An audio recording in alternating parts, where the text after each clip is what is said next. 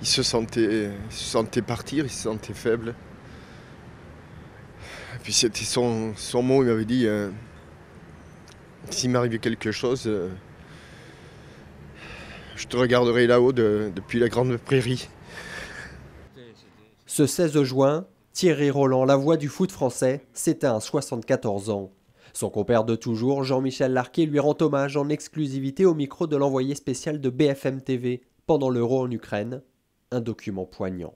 Il se faisait une telle joie de reformer le tandem que forcément il est parti sans ça. Et c'est peut-être ce qui est le plus terrible, c'est que sa dernière joie, j'aurais pu la lui procurer. J'ai pas pu. Je l'ai appelé, j'ai dit écoute voilà, on n'est pas très loin l'un de l'autre au niveau de l'hôtel. Je prends une caméra avec un journaliste et puis on vient tourner ta réaction. Et c'est vrai qu'on se retrouve avec une réaction pleine d'émotions. Il est très naturel parce qu'il est au petit déjeuner, il vient de l'apprendre. De l'équipe de France de Laurent Blanc au monde de la télévision, les hommages se succèdent. Car en 40 ans de carrière, ce passionné de foot a marqué des générations de téléspectateurs. Un style inimitable et un franc-parler parfois critiqué mais assumé par celui qui était autant commentateur que supporter à l'antenne. La télévision, de nouveau endeuillée par la disparition de Jean-Luc Delarue. L'animateur est emporté à 48 ans par un cancer qu'il avait révélé quelques mois plus tôt. Delarue, enfant prodige du PAF, devenu enfant terrible, accro à la cocaïne. Dans les années 90, il révolutionne la télé en inventant les talk-shows à la française. On apprenait des vraies choses, il avait un talent pour aller chercher des gens qui étaient forts. Il avait créé un attachement avec les gens dingue grâce à ses émissions et notamment Ça se discute. Nous allons faire une grande première mondiale. Après Thierry Roland et Jean-Luc Delarue, une autre voix de la télévision s'éteint. Michel Polac décède à 82 ans. Dans son célèbre droit de réponse, dans les années 80, il avait innové par un ton polémique. À la fin de l'été, résonne une voix.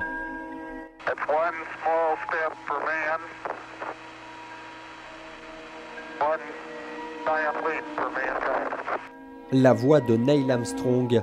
43 ans après cette fameuse nuit de juillet 69, il rejoint définitivement la Lune à 82 ans. Premier homme à fouler la poussière lunaire, il avait fait briller les yeux de millions de terriens ce jour-là. Un héros discret qui fuyait les honneurs, mais que les Américains n'ont jamais oublié.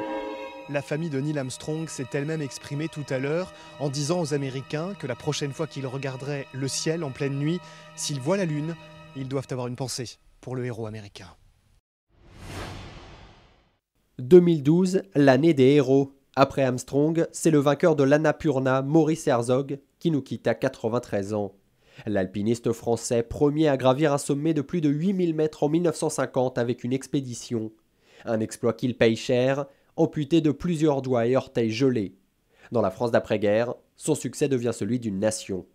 Le sommet, pour moi, c'était un endroit mythique. C'était une victoire considérable qui allait avoir des retentissements dans le monde entier.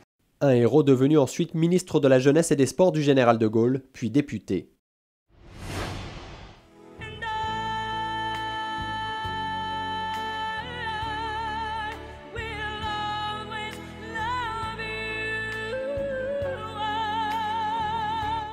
Son tube a envoûté l'Amérique.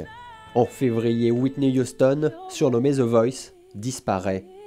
Chanteuse phare des années 90, elle connaît la consécration avec la bande originale du film Bodyguard, dans lequel elle joue avec Kevin Costner. Mais des problèmes d'alcool et de drogue l'avaient éloignée du succès ces dernières années. À 48 ans seulement, elle est retrouvée morte dans sa baignoire. Le jour de ses obsèques, les hommages se succèdent, de Stevie Wonder à Alicia Keys. Elle envoûtait les salles obscures. Sylvia Christel, alias Emmanuelle, l'héroïne de la série de films érotiques, et son célèbre fauteuil en rotin. Icône de la révolution des mœurs dans les années 70, elle meurt en octobre, à 60 ans. Un mois plus tard, c'est un autre acteur qui s'en va, Larry Hagman, plus connu sous les initiales de JR dans Dallas. Alors qu'il venait de reprendre son rôle dans une nouvelle version de la série, il raccroche son célèbre chapeau à 81 ans. En 2012 enfin, c'est une page de l'histoire de France qui se tourne avec la disparition de Raymond Aubrac. À 97 ans, le dernier survivant des chefs de la résistance rejoint sa femme Lucie, décédée en 1997, au Panthéon des résistants.